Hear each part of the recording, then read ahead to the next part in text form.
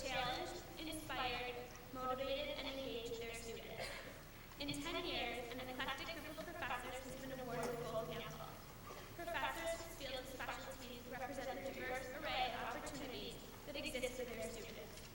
But amidst their differences, one thing remains the same. They are all recognized by their students as those professors who simultaneously educate and captivate their minds and hearts. As we began the nomination process for this year's winner, the committee wondered aloud, are there any good professors left at the university? Or have the 9 best already received their honors? Our fears were assuaged as we read the nominations for Dr. Kathleen Nolta.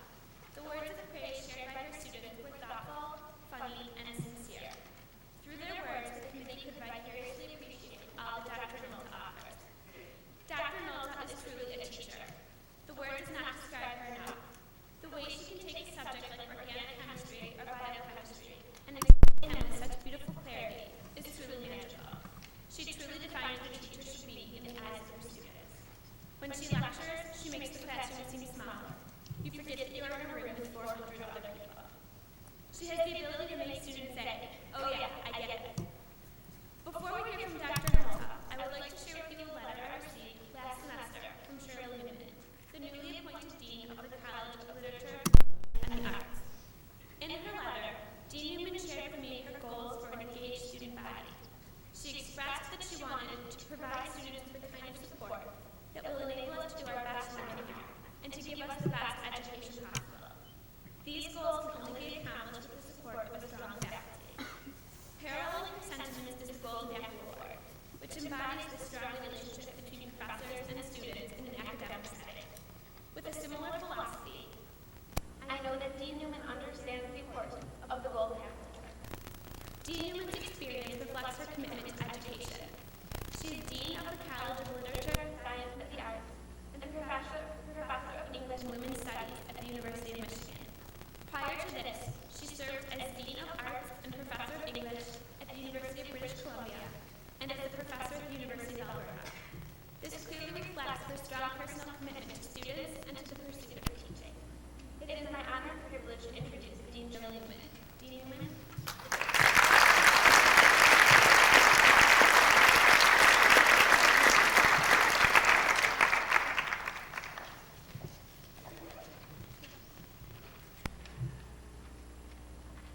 Well, I'm an academic, so I'm going to begin at the beginning. When the University of Michigan was established in 1817, its mission was simple and uncontroversial. It was to provide instruction and higher education to the common citizen. Good teaching was the goal, and helping students learn was its one and only focus. Michigan was, at that time, in the front ranks of institutions that were altering the long-established classical curriculum, which, as those of you who study the history of education will know, emphasized subjects such as Greek, Latin, rhetoric, geometry. When classes began in 1841, the curriculum included as much attention to the natural sciences as to the more traditional language and philosophy. And by adding to the standard lectures and recitations, the seminar method of encouraging students to think critically, the university further positioned itself as an innovator and a leader. As the university grew in size and expanded its range throughout the 19th century, 2 additional responsibilities, research and service, became a part of its functions. At mid-century, under the leadership of President Henry Town, the university recognized that if educators are to be superb teachers, they must go beyond simply passing along a body of known facts and accepted interpretations. Teachers must not just disseminate information, they must themselves be active producers of knowledge. Teaching and research, Tappan insisted, were intricately intermeshed, and students should participate in research. Service to the community was soon added to these first 2 missions, as educators interacted with and provided expertise to the world outside of academia. Of these three tasks, which keep our faculty very, very busy these days, teaching remains the first and the foremost task. We can imagine an institution of higher learning with little or no research and little or no service, diminished though such an institution would be. But we cannot imagine a college or a university without teachers and students. To be known as a superb teacher is the highest of accomplishments. And I think that each of us, at least each of us who are as old as I, can think back to their years in university and can remember the teachers who changed their lives in some way.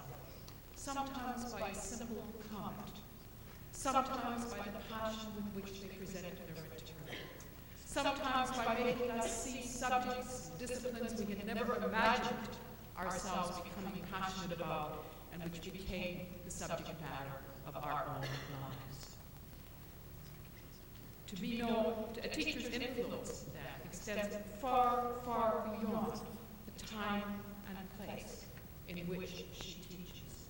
And countless alumni, and I mean a lot of alums, remember in their old age the ways in which their lives were forever changed by the attention or insight or brilliance of particular teachers. And I have to say that as I have been meeting University of Michigan alumni, names of great teachers long since gone from these halls resurface again and again in those conversations. The college and the university honor excellent teachers with a variety of teaching. But the Golden Apple has a very special value because it is those who are most affected by good teaching, the students themselves, who make the selection of the winner of the Golden Apple Award. Administrators have no voice in this decision. Faculty colleagues have no voice in this decision. Even GSIs have no voice in this decision. The recipients are chosen solely by the students in the undergraduate classes, and they include teachers from all ranks and from any department.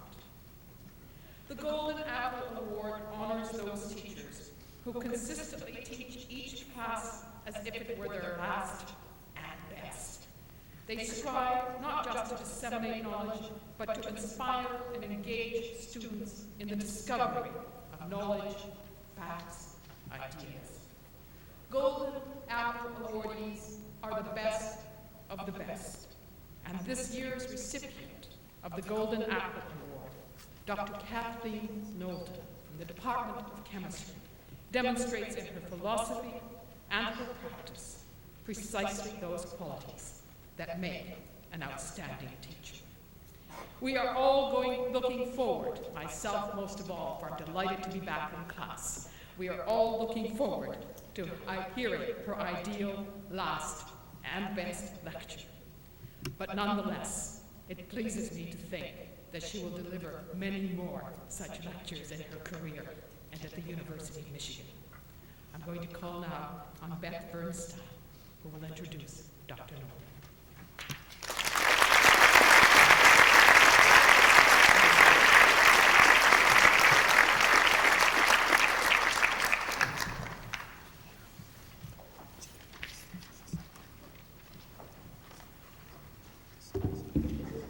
Thank you, Dean Newman, for speaking here this evening and for your support of outstanding university teaching. At this time, I would like to recognize past Golden Apple Award recipients who are here with us this evening. Professor Ralph Williams,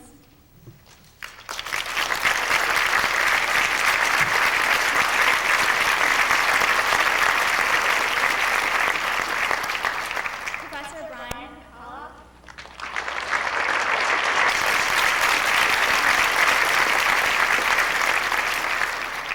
and Dr. Brenda Gunderson.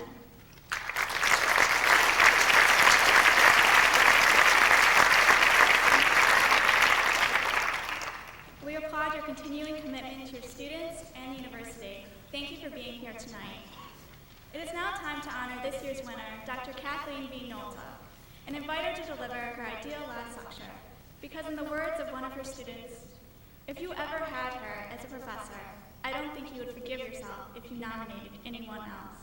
Dr. Kathleen Nolta, please come up.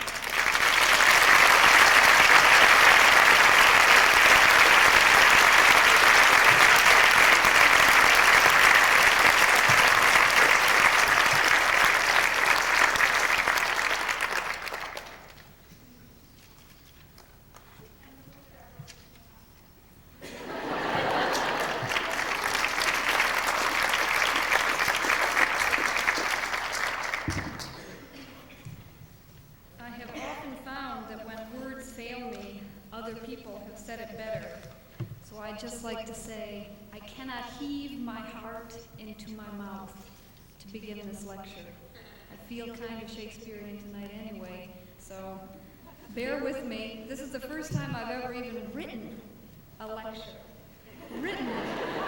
So, okay. Once I get started, the adrenaline will kick in and we'll all just have a wild time. First, let me just say thank you all for coming. I mean, thank you so much to the committee, Shout, and especially to my students and my family for coming. It's just wonderful. So much honor and privilege to be standing here, as nervous as it's making me. And I did want to make this one little thing, superstitious I am. And one thing that I can say very sincerely about a lecturer, one who calls herself a lecturer, one whose actual job title is lecturer. The one word you don't ever want to see before lecture is last. So for my own sake, let's just call this the most unique lecture. I have to feel that there will always be another lecture. First, to correct all the mistakes in the lecture I just gave. And then because I really, really need, love, of course, the job. Really. I love it more than anything. Thank you. I am here because students gave me this award, and for that, I really have to say they deserve the award. I can't even imagine what strategizing and work that they did to get this mass kind of movement to honor me. I can't even imagine what coordination it took. I only get a little glimmer every now and then by getting on the email list accidentally. You know, that email list that spammed all your computers for like the past 3 days? I get little glimmers of that, and Lawrence, I'm looking right at you when I'm saying that, so everybody knows you by now. But for that, what happened when they gave me this award about a month ago was it caused me to go into such a tailspin. I started thinking about what the award meant and what teaching meant to me. And I can't tell you what kind of introspection that led me to, the kind of searching for why am I doing this? Why am I doing this? Not certainly for awards, but because I love to teach. And so how do I assimilate this idea that an award came to me with the fact that I don't teach for awards? That idea is out there. And so what it did is that instead of punishing myself with this for the past month, I decided to make the talk about that. Why do I teach? Why do I teach and how do I teach? And maybe some of you will get something out of that, but for me, it's kind of a catharsis that I'm going through. Why do I teach? How do I teach? And maybe what is my perspective compared to yours? So, without further ado, of students and teachers and apples and arrows, it doesn't make much sense on the surface.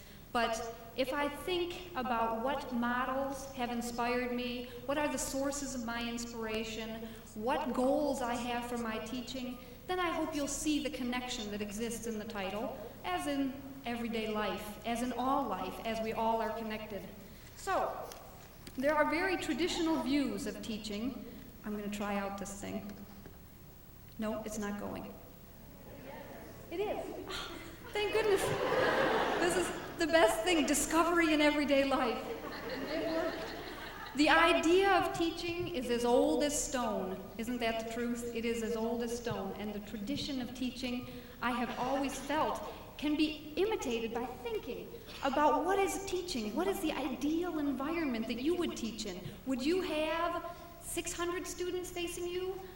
I don't think so. In tradition, you would have 2. And I thought, always, that's going to be the way I teach.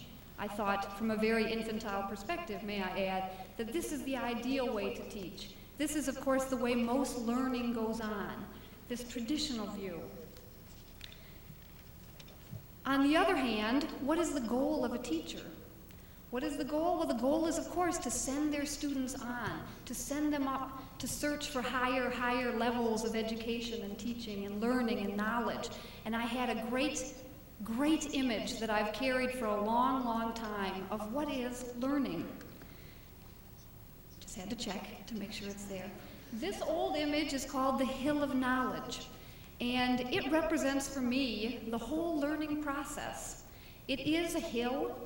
It's depicted as showing the different disciplines, and we can start to squabble about which discipline is on top or on the bottom or in the middle, but I can tell you scholars for centuries have been fighting about just that. What it means to me is not that one discipline is higher up and requires higher thinking than the other, but instead that all of the disciplines are on one hill. One hill. We are all together, and it doesn't make any difference which level you're on because you're all connected. You will always inevitably be connected to whatever discipline is there. And when we call them disciplines, I even hate to use that term because it suggests that we're categorizing the kinds of learning we do, and we don't. We shouldn't categorize them. It's all learning. We're all on the same foundation. It's the same hill, no matter if you teach one thing or the other.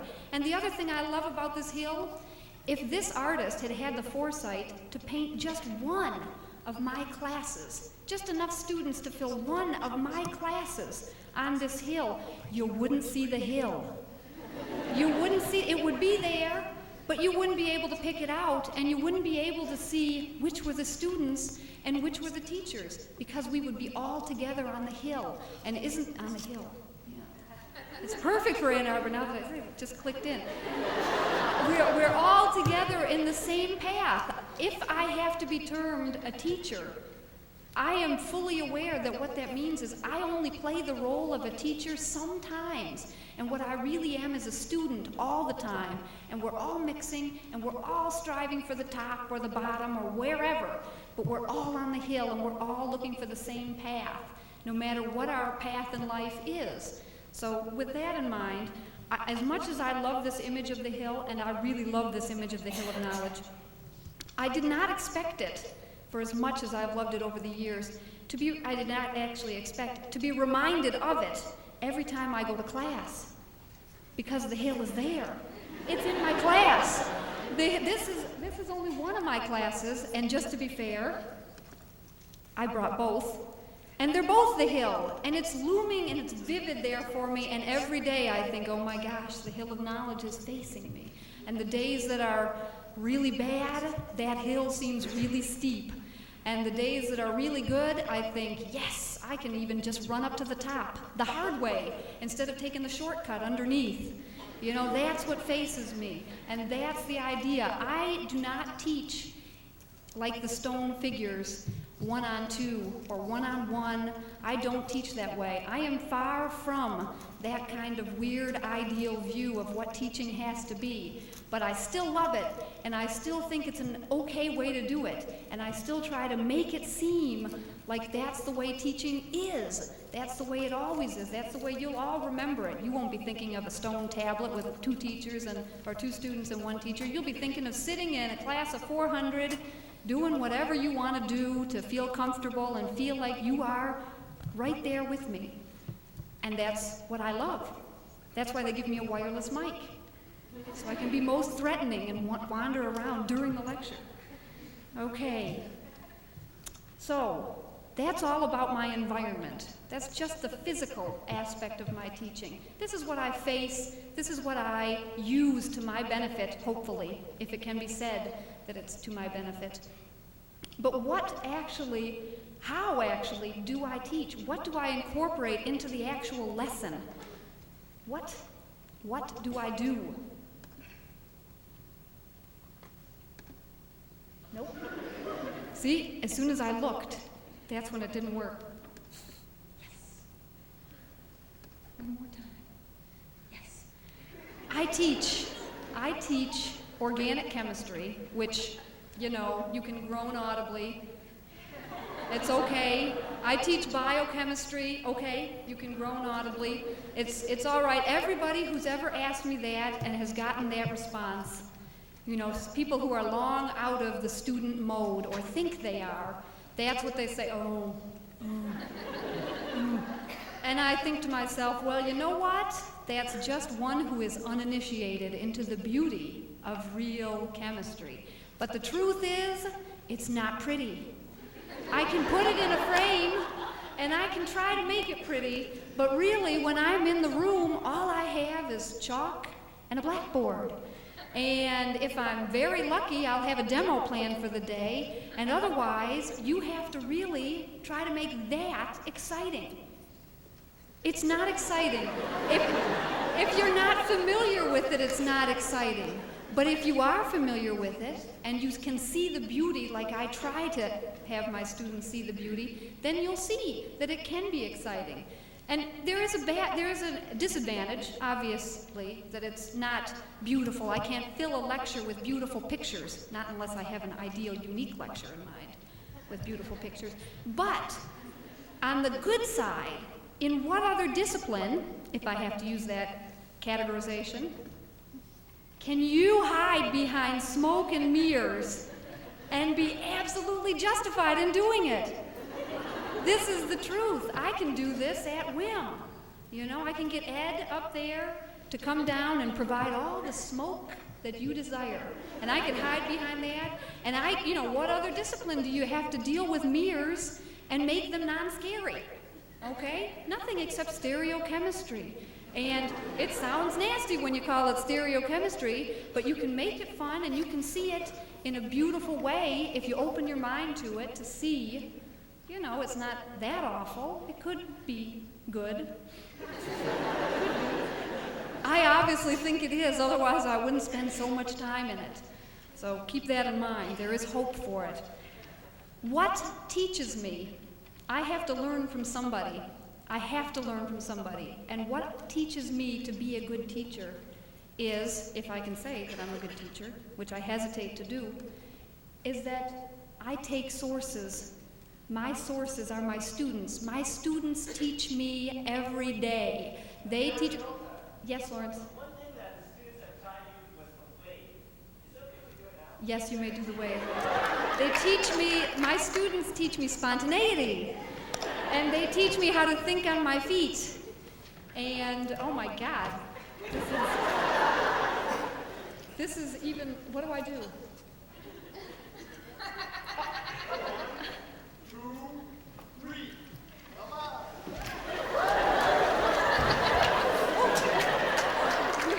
Okay. Oh, we're going to go all the way around. There we go. Are my parents doing this? Is that one more time? Everybody this time? 2, 3. Professor Eggy, are you doing this?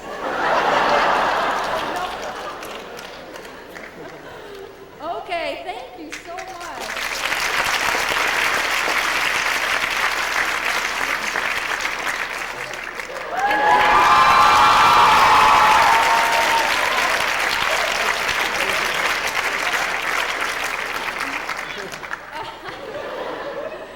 And thank you for giving us a preview of the arrows that are yet to come. The arrows that are yet to come. Okay, other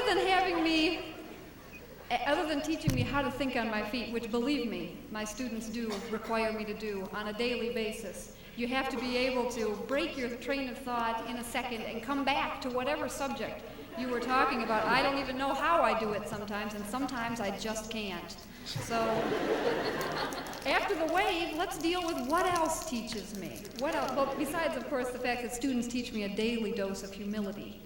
Everybody needs students for just that. Who else are my teachers?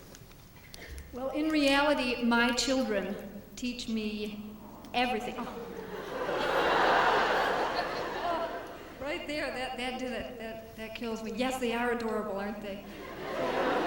What do they teach me? They teach me chemistry. They've been doing chemistry from the first time they put a magic marker to paper, and they don't think of it as being chemistry, and I wouldn't want to destroy any illusions that they have by calling it chemistry. But the truth of the matter is their minds are open, and even things that are unfamiliar, they will learn because they're not afraid of it. And our problem is we carry with us so much baggage about if it's not familiar, then it's going to be hard to understand. And it's not true. Everything is familiar. Everything is directly related to familiar topics. You just have to find how they're connected. My children here are teaching me that a familiar object like an umbrella is very similar to... Thank you! That's one of mine, Will, to a methyl group. And you know why? I missed that. Well, you know why? You know why I use that in lecture? Because they showed me that they're similar. What better way to get information than to pluck it from the brains of the open-minded every day? Who else teaches me? All the ones that laugh, those are my students. My cat, Desdemona. My cat, Desdemona, has been, yes, I know, Shakespeare comes back all the time. You can't avoid it. Familiarity is a good thing. It's a good thing. Desdemona teaches me, and I have used her over the years. I dread to admit it. And in this particular case, Desdemona is displaying for me how I use her as a model for coming up with resonance structures. And you know,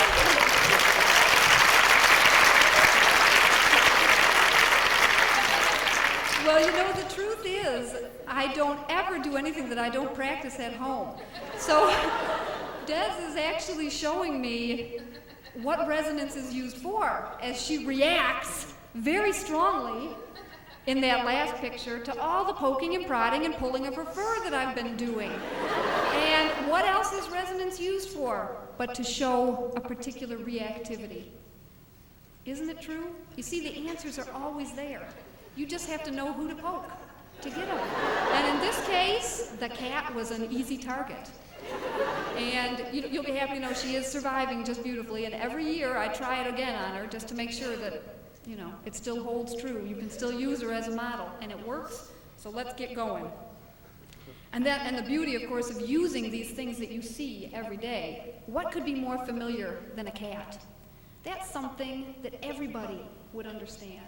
Everybody knows what a cat is. Everybody knows how a cat acts. So if you can use a familiar thing like a cat to explain a concept that may be not so familiar, then use it. That's what I say. Because they'll understand the cat, even if they don't understand the concept yet. They'll understand the cat, and all of my students.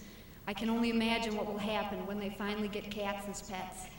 But they'll know, they'll remember that cat, and they'll remember what it meant to me, and maybe they'll see the connection if they didn't already. So what else is there? What else are my models? Arts. The arts, literature. I can't tell you how much I rely on literature, any form of literature, current and old, and I can't tell you how much I rely on the arts in general for my inspiration and for my source and for how I can use these things to explain my inspirations and my perspectives to students. This is Alice in Wonderland. I think it's familiar to you. I think it's familiar to just about anybody. And I think the sentiments expressed here say it all. The easiest way to explain it is to do it.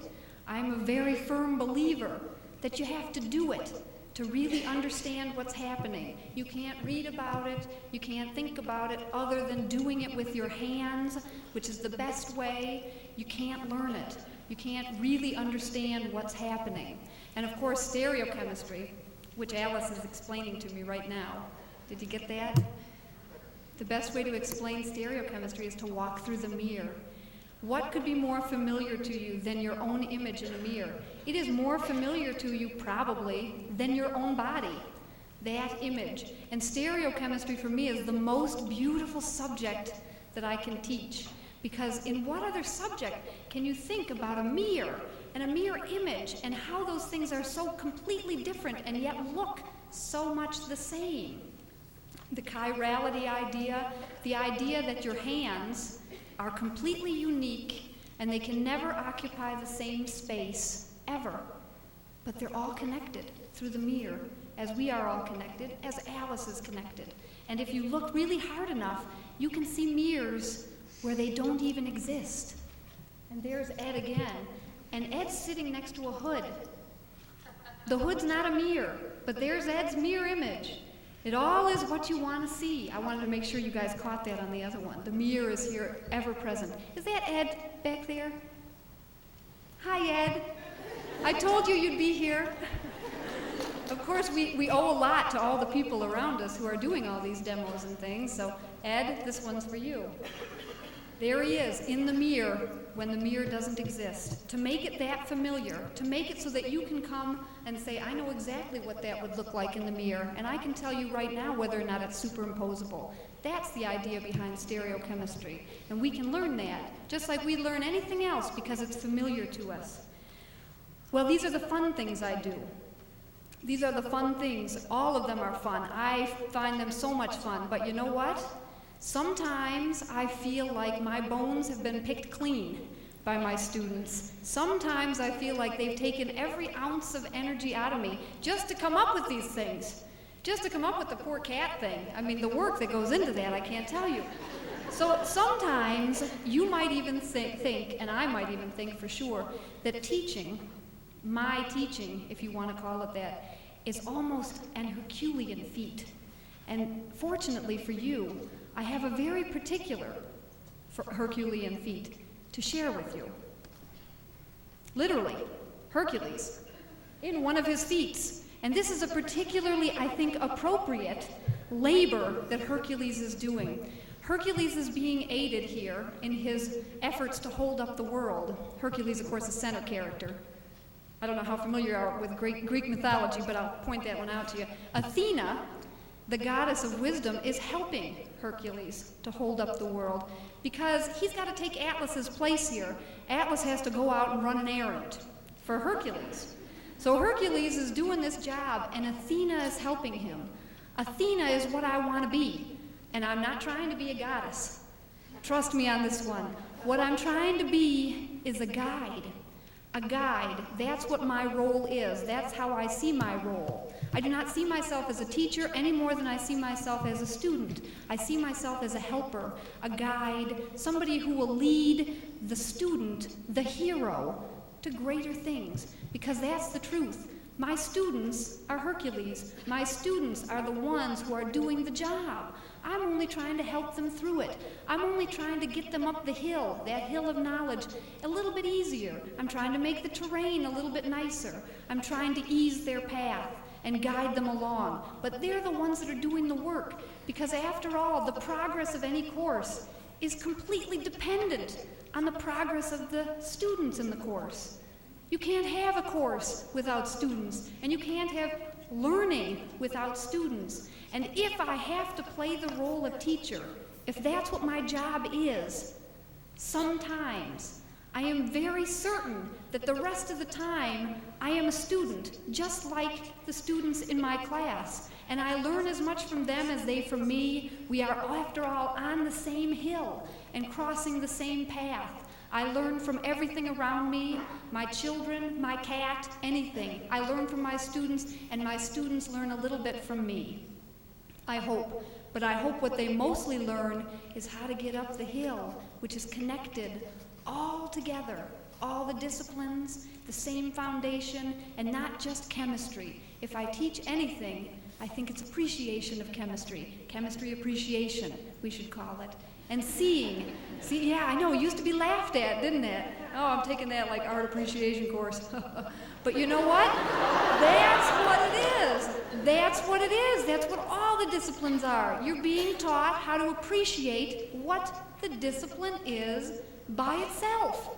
It's so important, because if you can't appreciate it, I guarantee you, you're not seeing how it's connected to the foundation you already have formed and you are about to progress along. They're all connected. And does it occur to anybody, maybe I should ask, this particular Herculean feat I picked for a reason. It brings me to the third victim in my talk. Does anybody know what Atlas is doing? The golden apples. Could it be coincidence that he is in search of the golden apples of the sun? Could it be just coincidence, or is there a plan? Has there been a plan all along for giving away such a thing as a golden apple? That's what Atlas is doing. He's going to get it because he's the only one that knows where it is, and Hercules needs it because that's one of his labors. Okay? So he's got to get it, and that brings us to this image which has, for the past month, worn a path in my brain. This golden apple, golden apple, golden apple, for a month. Knocky. I can only tell you how much I appreciate that the talk was so fast. And at the end of January, because if I had to dwell on it any longer, I probably would have gone crazy. Absolutely crazy. This beautiful image, and as is my job that I take very seriously, I have to somehow find a way to incorporate this image, this symbol, into chemistry, or at least in this case, into teaching. So what is it about an apple that I can talk about in teaching? How can I connect that? Because that's what I'm doing. That's what the whole point is, connections. And I thought about the apple, as beautiful as it might be, thank God, as ancient as it might be, in its form. It's a beautiful, simple, beautiful, beautiful form. Who doesn't like an apple? It's familiar as everyday life is familiar. You've known it since whenever. An apple is not a threatening sign, is it? An apple is a warm, warm sign. An apple is cozy. An apple is comforting. An apple is red and beautiful. Well, sometimes red. And it's been around forever, and it's been depicted in art, and we love it. We love it automatically. Why do we love it? Because it's familiar. It's the kind of warming kind of symbol that even a computer tech company might find useful. The kind of one that sucks you in and says, yes, this is going to be easy for you. And of course, it is easy for you because the symbol is the apple. And I think everybody probably knows I am like so Apple. User-friendly computers. Let's go. I mean, they picked the perfect symbol. Yes, let's hear it. Sorry, guys. They picked the perfect symbol. But what else does the apple mean? Besides just being beautiful in its form, what else does an apple make you think of? As old as time, I think. There's Adam and Eve. And I think that symbol is the first one that we think of when we think of what else an apple can really mean. What can an apple really mean to us? What connotations does it bring with us? And temptation is there, isn't it? The apple is temptation. And where does it come from? The tree of wisdom, the tree of knowledge. That's what it comes from. And don't think that this apple doesn't worry me. The idea that it's an award for things done, and I haven't even started yet, that's a worry. The temptation is there, the temptation to say, okay, I've got the golden apple. What else is there? I mean, I can't tell you how that weighs on my mind, and I don't want it to weigh on my mind, so I go on to another symbol. That's, I think, the better thing. What else can an apple represent? Well, in the sciences, an apple can be a catalyst for knowledge. A catalyst for knowledge. That's a much better way of thinking about the apple, don't you think, than the temptation idea? So I thought, yes, Isaac here is getting a little help. Nature wasn't available. I couldn't find a tree. So Bart is going to help him get clonked on the head by the apple. And of course, beautiful as it is, the apple is a symbol of so much more. A catalyst for knowledge. It's not only just beautiful, it means a lot to everyone. And I thought, okay, that's perfect, but does that apple really want to show me what I want to say? Does it show everybody how I feel about teaching and about students and the responsibility of being both at the same time, because that's what we are? And I thought, okay, there's got to be another way. There's got to be another connection. I just have to look a little harder for just the connection that suits me, like just looking for the cat when I needed it. And I came up with this handsome guy with the crossbow in hand. And I thought, that's it. That's the symbol. William Tell. As familiar as elementary education, William Tell, historical figure, literary figure, a figure of operas. That's the one that best represents teaching for me, William Tell. And why? Because that is the student-teacher relationship right there. It is. You don't look at it on the surface and think, oh my God, it looks evil. It doesn't. It is the perfect demonstration of what happens. I feel like William Tell. I carry the responsibility of helping you along your path, just like others have helped me and others are still helping me. I feel that responsibility, and the students, that's my target. Well, okay, the apples, but the students are my target. The apple is really, isn't the apple really the fruits of my labor? That's it. I'm zinging that arrow to you, and I hope first to do no damage. I hope first to do no damage, and second, I hope that I hit my mark and at least a little bit of inspiration hits you and a little bit of appreciation hits you. But I think that the basis for this is trust. The student-teacher, that dichotomy, that thing that we think of as being separate but connected somehow, they are based, that successful relationship is based on trust, and it has to be based on trust. I trust my students to progress, to try to progress, and they will progress. And I think that my students trust me to do whatever I can do to help them see my perspective. That's what my role is, to help them along, to help them see things a little differently than they would, to help them see that they are connected, these concepts are connected to more familiar concepts. So William Tell, boy, that brought me right home. That brought me right home. As soon as I hit William Tell, I thought, that's it.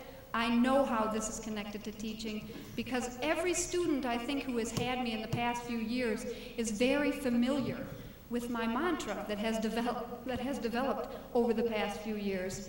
And this poem that I connect arrows and apples with, this is probably a poem that you've all heard the first line to in Bugs Bunny cartoons. That's how old and how funny it is. That's how it has become a part of pop culture, because it is a silly part of, literature. It is The Arrow and the Song by Longfellow. I shot an arrow into the air. It fell to earth, I know not where. You all have heard that. I'm sure you've heard it in Bugs Bunny. For so swiftly it flew, the sight could not follow it in its flight. I breathed a song into the air. It fell to earth, I know not where. For who has sight so keen and strong that it can follow the flight of song? Long, long afterward in an oak, I found the arrow still unbroke, and the song from beginning to end I found again in the heart of a friend. I cannot tell you. Well, of course, arrows are in chemistry everywhere, so I figure, the symbolism's got to be there. So I've always used this, but I cannot tell you how deeply this touches me to be here. A decade ago, more than a decade, I'm afraid to admit, I sat at this university and I was in lectures here, and I received many arrows. Really, I received many arrows, and I heard many songs, and I cannot tell you the honor I feel to be standing here, and every day, I hope, returning in some small measure, even a part of the songs that I heard. I see many of those marksmen out here. I see them from high school even. I can't tell you how scary it is. They're here, and they shot me with arrows and songs, and I hope to return the favor, not only to them, but to those who will pass before me. And hopefully, this message will be, broadcast loud and clear forever. It's a humorous song, it's a wonderful poem, but it says it all. And we're as familiar with it as we are of, I did hear that this made it on Jeopardy, this question. It made it on Jeopardy last year. So now you know, it's Longfellow that wrote it. You've been laughing about it for years. Funny movies all have this. I shot an arrow into the air. Well, that's about all I wanted to say, except this. As with any lecture I give, ideal or not, last or not. I hope that you stayed awake. I hope it's kind of dim light, so I'm just guessing that for the most part you have stayed awake. And I'm hoping that something that I said might have inspired you to go on and learn something, maybe even to check my facts. That's a good thing.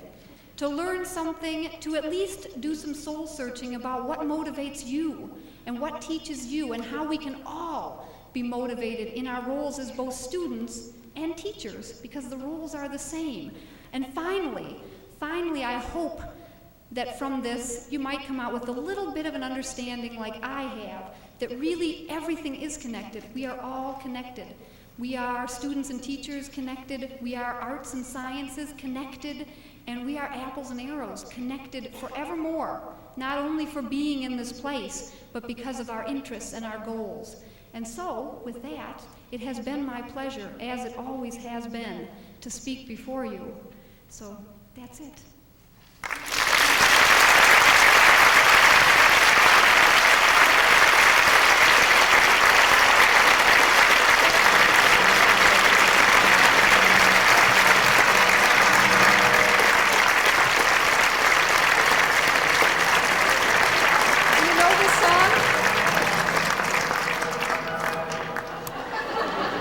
It's the William Tell Overture.